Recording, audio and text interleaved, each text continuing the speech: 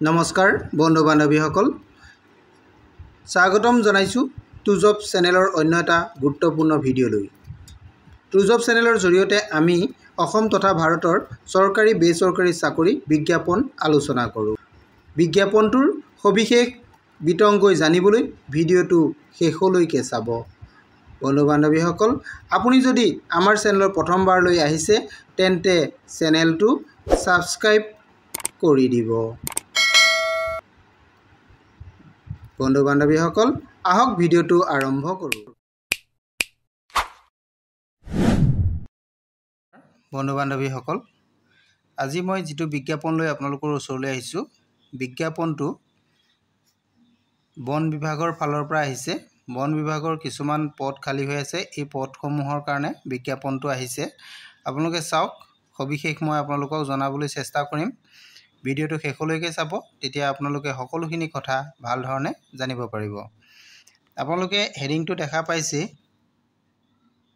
Combine secondary level exam 2024 advertisement নং 0824। এইটো আছে ইম্পৰ্টেঞ্চ নটিচ বুলি আপোনালোকক ইয়াতে দিছে। ইয়াতে আপোনালোকে অনলাইন আবেদন যিহেতু কৰিব লাগিব, অনলাইন আবেদন কৰিলেহে হ'ব। অফলাইনত বা বেলেগ কিবা পদ্ধতিত যদি আপোনালোকে ফৰ্ম পঠায় তেনেহ'লে আপোনালোকৰ ফৰ্মখন ৰিজেক্ট হ'ব বুলি কোৱা হৈছে। আৰু ইয়াতে অপেনিং ডেট, কেতিয়াৰ পৰা আপোনালোকৰ অনলাইন আবেদন আৰম্ভ হ'ব আৰু ক্লজিং কিমান তাৰিখে হ'ব, এইকেইটা আপোনালোকে চাওক। অপেনিং ডেটটো হৈছে 19 আগষ্ট 2024 10 AM, 10 বজাৰ পৰা, ৰাতিপুৱা 10 বজাৰ পৰা আৰম্ভ হ'ব 19 আগষ্টৰ পৰা। অৰ্থাৎ 19 আগষ্টৰ পৰা আৰম্ভ হৈ গৈছে। আজি যিহেতু 20 তাৰিখ, আৰু আপোনালোকে ইয়াৰ অনলাইন আবেদনটো 9 ছেপ্টেম্বৰ আবেলি 3 বজালৈকে আপোনালোকে এপ্লাই কৰিব পাৰিব। আৰু ইয়াৰ কাৰণে যিটো ৰিটেন এক্সাম হ'ব, ৰিটেন এক্সামটো হ'ব আপোনালোকৰ নৱেম্বৰ মাহৰ 10 নৱেম্বৰ 2024 ছানডে আপোনালোকৰ এক্সামটো হ'ব। আৰু ইয়াৰে এইকেইটা সবিশেষ ডেটকেইটা মই আপোনালোকক জনাই দিলোঁ। এতিয়া আমি আহোঁ পদসমূহ কি কি পদ আছে সেই পদসমূহৰ বিষয়ে জানিবৰ কাৰণে। আপোনালোকে যদি এই বিজ্ঞাপনটোৰ সবিশেষ জানিব বিচাৰে তেনেহ'লে ভিডিঅ'টো শেষলৈকে চাই থাকক। বিজ্ঞাপনটো আপোনালোকে ক'ত পাব, কেনেধৰণে এপ্লাই কৰিব লাগিব, সকলোখিনি কথা মই আপোনালোকক জনাবলৈ চেষ্টা কৰিম। এতিয়া আমি আহোঁ ইয়াৰ পদসমূহৰ বিষয়ে। ইয়াতে পদসমূহ আপোনালোকে চাওক, ফৰেষ্ট গাৰ্ড আছে, ফায়াৰমেন আছে, কনষ্টেবল আছে, কনষ্টেবল চিভিল পুলিচ আছে, কনষ্টেবল APBNৰ আছে আৰু কনষ্টেবল IRBNৰ আছে। এইকেইটা কনষ্টেবলৰ পদ আছে। আৰু লেডি কনষ্টেবল আছে, আৰু লেবৰেটৰী এটেণ্ডেঞ্চ আছে, আৰু MTS অৰ্থাৎ মাল্টিটাস্কিং ষ্টাফৰ পদো ইয়াতে আছে। আৰু এই পদসমূহৰ কাৰণে আপোনালোকৰ দৰমহাটো কেনেধৰণে হ'ব এইখিনি কথাও মই আপোনালোকক জনাই দিব বিচাৰিছোঁ। ফৰেষ্ট গাৰ্ডৰ যিখিনি পদ আছে সেই পদটো হৈছে লেভেল 3 হয়। লেভেল 3 ইয়াৰ চেলাৰীটো আপোনালোকক দেখুওৱা হৈছে 21,700 টকাৰ পৰা 69,100লৈকে হ'ব। আৰু ইয়াতে পদসমূহৰ ভেকেঞ্চিজ কিমান আছে টোটেল আপোনালোকক দেখাই দিছোঁ। ফৰেষ্ট গাৰ্ডৰ টোটেল ভেকেঞ্চি আছে 27টা আছে। এইখিনি আপোনালোকে বুজি পালে। নেক্সট আমাৰ যিটো পদ আছে ফায়াৰমেনৰ যিটো পদ, ইয়াৰ কাৰণে দৰমহাটো প্ৰথম আপোনালোকৰ 21,700 টকাৰ পৰা আৰম্ভ হ'ব, 69,100লৈকে দৰমহাটো হ'ব। আৰু ইয়াৰে আপোনালোকৰ টোটেল পদ আছে 42টা। আপোনালোকে এইটো দেখা পাইছে। কনষ্টেবল চিভিল পুলিচৰ আছে, ইয়াতে দৰমহাটো আপোনালোকৰ 21,700 টকাৰ পৰা 69,100লৈকে হ'ব এইটো দৰমহাটো। আৰু ইয়াৰে 139টা পদ আছে, ইয়াৰে আটাইতকৈ বেছি পদ আছে। আৰু কনষ্টেবল APBNৰ পদ আছে, APBNৰ পদটোৰ দৰমহাটো সেই আগৰ ধৰণে একেই আপোনালোকৰ, আৰু ইয়াৰে 16টা পদ আছে। আৰু কনষ্টেবল IRBNৰ পদ আছে, ইয়াৰো দৰমহাটো একেই হ'ব, আৰু ইয়াতে টোটেল 15টা পদ আছে। মই ৰিজাৰ্ভেশ্যনখিনি আপোনালোকক দেখাই দিয়া নাই, গোটেইখিনি আপোনালোকে চাই ল'ব। আৰু এইটো লেডি কনষ্টেবল চিভিল পুলিচৰ কাৰণে আছে, ইয়াতে দৰমহাটো একেই হ'ব। ইয়াতে 21টা পদ লেডি কনষ্টেবলৰ কাৰণে দিয়া হৈছে। আৰু লেবৰেটৰী এটেণ্ডেঞ্চৰ যিটো পদ আছে, এই পদটোৰ কাৰণে দৰমহাটো আপোনালোকৰ 19,900 টকাৰ পৰা 63,200 টকালৈকে দিয়া হ'ব। আৰু ইয়াৰ পোষ্ট আছে 4টা।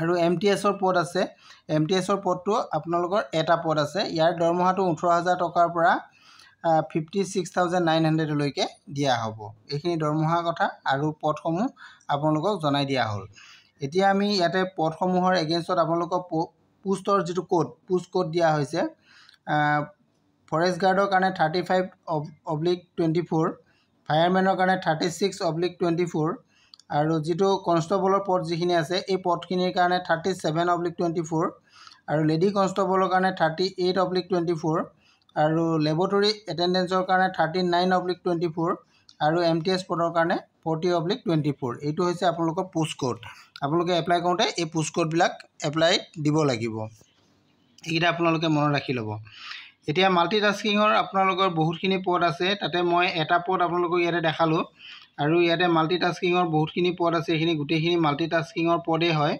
আপোনালোকে মাল্টিটাস্কিঙৰ কি বিভাগত কি আছে এইখিনি গোটেইখিনি চাব মাল্টিটাস্কিঙৰ প্ৰথম যিটো মই দেখাইছিলোঁ সেইটো অনলি মাল্টিটাস্কিং ষ্টাফৰ হয় আৰু আছে ঠিক তেনেকৈ মাল্টিটাস্কিঙৰ এটা পদ আছে এইটো চাওক এটা দুটা এটা এনেধৰণে পদসমূহ আছে সকলোখিনি আপোনালোকে ইয়াতে চাই ল'ব পাৰিব মই ইয়াৰ কোৱালিফিকেশ্যনখিনি আপোনালোকক এতিয়া জনাই দিব বিচাৰিছোঁ পিয়ন আছে আপোনালোকৰ চেনিটাৰী এছিষ্টেণ্ট নাৰ্ছিং আছে চকীদাৰ আছে গোটেইখিনি আপোনালোকে চাই ল'ব পাৰিব আৰু এতিয়া আমি আহোঁ পদসমূহৰ কোৱালিফিকেশ্যন আৰু ইয়াৰ এজৰ ওপৰত আপোনালোকে প্ৰথম আমি আহিছোঁ ফৰেষ্ট গাৰ্ডৰ ওপৰত ফৰেষ্ট গাৰ্ড যিটো পদ আছে সেই পদটোৰ কাৰণে আপোনালোকৰ কোৱালিফিকেশ্যন ক্লাছ 10 পাছ হ'ব লাগিব ক্লাছ 10 পাছ হ'লে আপোনালোকে এই পদটোৰ কাৰণে এপ্লাই কৰিব পাৰিব আৰু আদাৰ কোৱালিফিকেশ্যন আপোনালোকৰ হাইয়েষ্ট মেল বা ফিমেলৰ ক্ষেত্ৰত ফিজিকেল ষ্টেণ্ডাৰ্ডটো লাগিব যিহেতু মেলৰ কাৰণে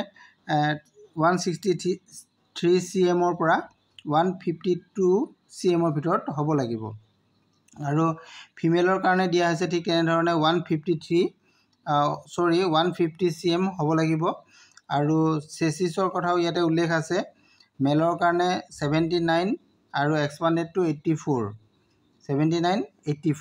আৰু ফিমেলৰ কাৰণে 79 এইখিনি দিয়া হৈছে ইয়াতে আপোনালোকৰ ৰান হ'ব ৰানৰ কাৰণে কিমান কিলোমিটাৰ ৰান হ'ব এইখিনি কথাও ইয়াতে উল্লেখ কৰা হৈছে দৰমহাটোৰ কথাটো আপোনালোকক অলৰেডি আগত কোৱা হৈছে আৰু ইয়াতে বয়সটো আপোনালোকৰ 18 বছৰৰ পৰা 32 বছৰৰ ভিতৰত হ'ব লাগিব এইটো হৈছে ফৰেষ্ট গাৰ্ডৰ নেক্সট আমি আহি গ'লোঁ ফায়াৰমেনৰ কাৰণে আপোনালোকৰ ক্লাছ 10 পাছ হ'ব লাগিব ফায়াৰমেনটোৰ কাৰণেও ইয়াতে আপোনালোকৰ ফিজিকেল ষ্টেণ্ডাৰ্ডটোৰ বিষয়ে ইয়াতে উল্লেখ আছে কেটেগৰী ৱাইজত বেলেগ আছে আপোনালোকে চাই ল'ব হাইটটো আপোনালোকৰ জেনেৰেলসকলৰ 165 চেণ্টিমিটাৰ হ'ব লাগিব আৰু APST সকলৰ 160 হ'ব লাগিব আৰু APST এইখিনি কাৰণে আপোনালোকৰ 152 আৰু অল কেটেগৰী বাকী আদাৰ কেটেগৰী সকলৰ কাৰণে 79 নৰ্মেল হ'ব লাগিব আৰু এক্সপাণ্ডেডটো 84 চেচিছ হ'ব লাগিব এইখিনি দিয়া হৈছে আৰু ফিজিকেল ইফিচিয়েঞ্চি টেষ্ট আছে আপোনালোকৰ ইয়াতে ফিজিকেল ইফিচিয়েঞ্চি টেষ্টত আপোনালোকৰ কি আছে 100 মিটাৰ ৰেচ হ'ব আৰু 1500 মিটাৰ ৰেচ হ'ব কিমান ছেকেণ্ডত কিমান হ'ব 1 মিনিটত প্ৰথমটো 100 মিটাৰ আৰু 1500 মিটাৰটো আপোনালোকৰ হ'ব 8 মিনিট 30 ছেকেণ্ডৰ কাৰণে তেনেধৰণে এইখিনি আছে হাই জাম্প হ'ব হাই জাম্পটো আপোনালোকৰ দিয়া হৈছে ইয়াতে 107 চেণ্টিমিটাৰ আৰু লং জাম্পটো দিয়া হৈছে 11 ফিট এইখিনি আপোনালোকৰ এক্সাম হ'ব আৰু ইয়াৰ কাৰণে আপোনালোকৰ কি লাগিব এইখিনি কথা মই ক'লোৱেই আৰু ইয়াৰ বয়সটো আপোনালোকক লাগিব 18 পৰা 32 বছৰৰ ভিতৰত হ'ব লাগিব নেক্সট আমি আহিলোঁ কনষ্টেবল চিভিলৰ পদৰ কাৰণে আপোনালোকৰ কোৱালিফিকেশ্যনটো ক্লাছ 10 পাছ হ'ব লাগিব অৰ্থাৎ মেট্ৰিক পাছ হ'ব লাগিব আৰু বয়সটো আপোনালোকৰ ইয়াতে বয়সটো আপোনালোকৰ 18 বছৰৰ পৰা 22 বছৰৰ ভিতৰত হ'ব লাগিব 18 বছৰৰ পৰা 22 বছৰৰ ভিতৰত হ'ব লাগিব আৰু যিটো লেডি কনষ্টেবল আছে লেডি কনষ্টেবলৰ কাৰণেও ক্লাছ 10 পাছ হ'ব লাগিব আৰু ইয়াৰ কাৰণে আপোনালোকৰ এজটো 18 পৰা 22 বছৰ ধৰা হৈছে 18 পৰা 22 বছৰৰ ভিতৰত হ'লে আপোনালোকে এপ্লাই কৰিব পাৰিব আৰু নেক্সট যিটো পদ আছে লেবৰেটৰী এটেণ্ডেণ্ট পদৰ কাৰণে আপোনালোকৰ মেট্ৰিকুলেশ্যন হ'ব লাগিব অৰ্থাৎ ক্লাছ 10 হ'ব লাগিব আৰু বয়সটো 18 পৰা 35 ইয়াৰ্ছলৈকে এইটো এপ্লাই কৰিব পাৰিব। আৰু যেটো মাল্টিটাস্কিং ষ্টাফৰ পদ আছে, মাল্টিটাস্কিং ষ্টাফৰ পদটোৰ কাৰণে আপোনালোকক 18 পৰা 35 বছৰ বয়সত হ'লেও এপ্লাই কৰিব পাৰিব। এইখিনি আপোনালোকক লাগিব। আৰু ইয়াৰ যি কিছুমান ক্ৰাইটেৰিয়া আছে, ক্ৰাইটেৰিয়াসমূহ মই আপোনালোকক জনাই দিম। আপোনালোকে সকলোৱে ভিডিঅ'টো শেষলৈকে চাই থাকক। ইয়াৰ কাৰণে আপোনালোকে এটা এপ্লিকেশ্যন ফিজ পে'মেণ্ট কৰিব লাগিব। ইয়াতে এপ্লিকেশ্যন ফিজ এইটো নন ৰিফাণ্ডেবল হয়। আপোনালোকে সকলোৱে জেনেৰেল যিসকল কেণ্ডিডেট আছে সকলোৱে 200 ৰুপিজ পে'মেণ্ট কৰিব লাগিব। আৰু যিসকল APST কেণ্ডিডেট আছে তেওঁলোকে 150 পে'মেণ্ট কৰিব লাগিব। আৰু যিসকল PWBD কেণ্ডিডেট হয় তেওঁলোকে কোনো ধৰণৰ পে'মেণ্ট দিব নালাগে। আৰু 2 নম্বৰ ইলিজিবিলিটি ক্ৰাইটেৰিয়াত প্ৰথম আছে কেণ্ডিডেটজন ইণ্ডিয়ান চিটিজেন হ'ব লাগিব, তেতিয়াহে আপোনালোকে এপ্লাই কৰিব পাৰিব। আদাৰ কাণ্ট্ৰি কোনো কেণ্ডিডেটে ইয়াতে এপ্লাই কৰিব নোৱাৰিব। আৰু এডুকেশ্যনেল কোৱালিফিকেশ্যন, এজ, এক্সপিৰিয়েঞ্চ এই সকলোখিনি আপোনালোকে এডভাৰটাইজমেণ্টত উল্লেখ আছে থাকিলেহে আপোনালোকে ইলিজিবল হ'ব। এইখিনি হৈ গ'ল। এইখিনি আপোনালোকে সকলোখিনি গম পালে। আপোনালোকৰ যেটো এক্সাম হ'ব, এক্সামৰ পেটাৰ্ণটো দিয়া আছে স্কিম অফ এক্সামিনেশ্যন, এক্সামৰ যেটো পেটাৰ্ণ হ'ব পেটাৰ্ণখিনিৰ কথাও ইয়াতে উল্লেখ আছে। আপোনালোকে গোটেইখিনি ভাল ধৰণে চাই ল'ব পাৰিব। ইয়াতে পাছপোৰ্ট আছে, পেপাৰ কোন পেপাৰত কি দিব লাগিব। যেটো আমাৰ ফৰেষ্ট গাৰ্ড আছে, ফৰেষ্ট গাৰ্ডৰ কাৰণে ষ্টেজ 1 and 2 দুটা এক্সাম হ'ব।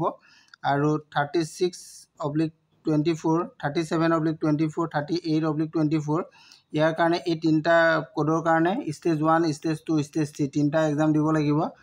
আৰু 39/24 আৰু 40/24 অৰ্থাৎ লেবৰেটৰী এটেণ্ডেঞ্চ আৰু MTSৰ কাৰণে ইয়াতে ষ্টেজ 1 অনলি এক্সাম দিলেই হ'ব।